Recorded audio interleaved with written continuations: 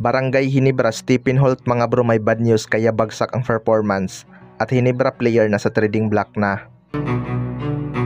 So isa nga itong si Stephen Holt sa mga inaasahan ng Barangay Ginebra pagdating sa opensa mga bro. Pero ilang games na nga bagsak ang laro ni Stephen Holt. Kung matatandaan natin mga bro, nagka-injury nga ito laban sa Hong Kong Eastern. Pero patuloy pa rin pinaglalaro ni Coach Tim Cone. Nawala na nga ang pagiging aggressive ni Stephen Holt sa painted area mga bro. Bad news lang talaga dahil bumabagsak nga ang kanyang scoring output. Alam naman natin na scoring machine itong si Stephen Holt, kaya malaki talaga ang expectation ng mga Ginebra fans sa kanya. Bumabawi naman itong si Stephen Holt sa depensa dahil ito na nga ang kanyang bagong role sa Barangay Ginebra. Kilala naman natin itong si Coach Tim Cone na depensa talaga ang inuuna bago opensa. Pero kapag nagtuloy-tuloy ang bagsak na performance ni Stephen Holt, baka mawalan ito ng kumpiyansang umiscore mga bro. Nagsisimula na nga ang kanyang pagiging inconsistent beyond the arc. Iba pa rin kasi talaga kapag pumupuntos itong si Stephen Holt dahil kapag tumaas ang kumpiyansa nito, mahirap nga itong pigilan. Pero tingnan na lang natin kapag naging 100% healthy na siya mga bro, kung babalik pa ba ang kanyang dating laro. Mas magiging katakot-takot ng kalaban ang Barangay Ginebra kapag nagpo-produce ng mahigit 15 points ang kanilang starting unit dahil hindi na kailangan ni Justin Brownlee magbuhat. Sa kabilang banda naman mga bro, Barangay Ginebra player na sa trading block na.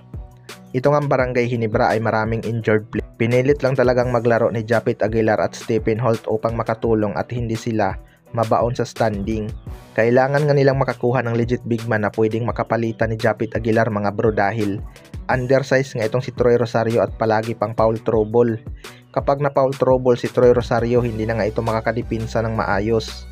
Ayon nga sa source mga bro ay nasa trading block na nga daw ang isang player ng Barangay Ginebra kapalit ng isang big man. Well, para sa akin mga bro, loaded na din talaga itong guard position ng Barangay Ginebra kaya maganda na magbawas sila kahit 2 o 3 tapos kumuha sila ng batang big man. Ilang season na lang din talaga ang itatagal ni Japit Aguilar sa Barangay Ginebra at hindi nga agad makaka-adapt sa sistema ni Coach Tim Cone kung late na sila kukuha ng big man. Kaya maganda talaga maaga pa lang may nakahanda ng papalit kay Japit Aguilar. May Isaac Go naman sila na nagpapagaling pero mabagal nga itong si Isaac Go mga bro at hirap makasabay sa takbuhan ng Barangay Ginebra. Pero kung bababa ang timbang nito at i-improve niya ang kanyang speed, baka mapapaisip din ang Barangay Ginebra na siya na lang ang ipapalit kay Japit Aguilar. Pero hindi niya talaga kayang pantayan ang pagiging athletic at shot blocker ni Japit Aguilar mga bro. Sayang lang talaga at may edad na si Japit Aguilar bago niya masulit ang kanyang playing time sa Barangay Ginebra. Kayo mga bro, ano masasabi niyo tungkol dito?